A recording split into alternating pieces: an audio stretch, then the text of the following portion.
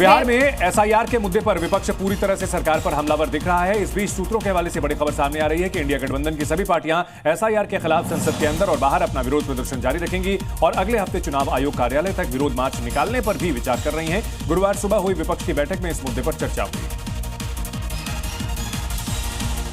गृह मंत्री अमित शाह और दिल्ली की सीएम रेखा गुप्ता के बीच गुरुवार को एक बार फिर से अहम बैठक हुई। गृह मंत्री अमित शाह के घर पर इस बैठक में गृह सचिव गोविंद मोहन और दिल्ली सरकार के मंत्री आशीष सूद मौजूद रहे।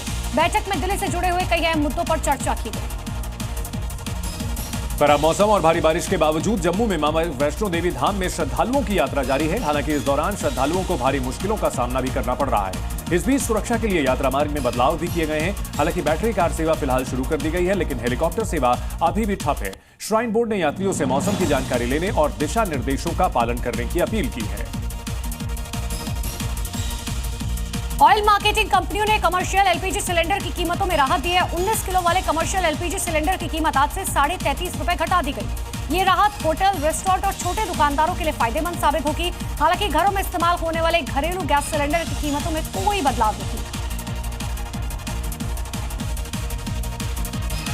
दिल्ली के तालकटोरा स्टेडियम में भारत आम महोत्सव शुरू हो गया है। इसकी शुरुआत बीजेपी सांसद रमेश अवस्थी ने की। इस दौरान तमाम राजनीतिक दलों के सांसद भी मौजूद रहे।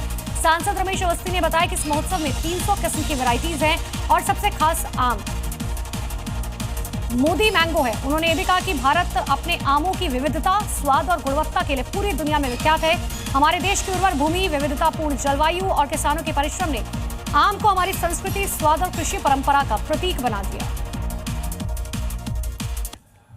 जेएनयू एक बार फिर विवादों में है। यूनिवर्सिटी के माही मांडवी छात्रावास की मेस में शाकाहारी और मांसाहारी छात्रों के लिए अलग अलग बैठने की व्यवस्था को लेकर छात्र राजनीति में टकराव की स्थिति बन गई है। जेएनयू छात्र संघ ने इस कदम को विभाजनकारी और परेशान करने वाला बताया। उनका आरोप है कि एबीवीपी से जुड़े छात्रावास अध्यक्ष ने बिना किसी औपचारिक सहमति के ये नई व्यवस्था लागू कर दी। हालांकि एबीवीपी का कहना है कि यह फैसला किसी राजनीतिक सोच के तहत नहीं, बल्कि छात्रों की आपसी सहमति और धार्मिक भावना को ध्यान में रखते हुए लिया गया।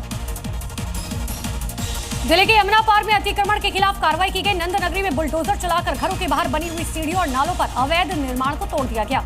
इलाके के लोग इस कार्रवाई से काफी नाराज हैं। उनका ये आरोप है कि ना तो उन्हें नोटिस दिया गया और ना ही कोई चेतावनी। लोगों का कहना है कि सालों पहले बनाई गई सीढ़ियां अचानक तोड़ दी गई, जिससे उन्हें काफी ज्यादा नुकसान पहुंचा है।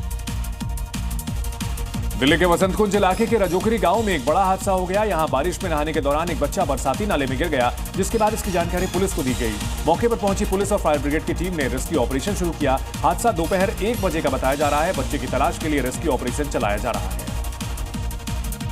दिल्ली के एंच इलाके में पिछले 2 दिन से रुक रुक कर हो रही बारिश और हल्की हवा के कारण सिस्म का एक बड़ा पेड़ सड़क पर गिर पड़ा। पेड़ अंदर से खोखला हो गया था, जिससे वो हल्की हवा में ही गिर गया। इस घटना से रास्ता बंद हो गया। लोगों को आने जाने में दिक्कतें होने लगी। स्थानीय महिला ने बताया कि पेड़ उनके लिए बहुत खास था।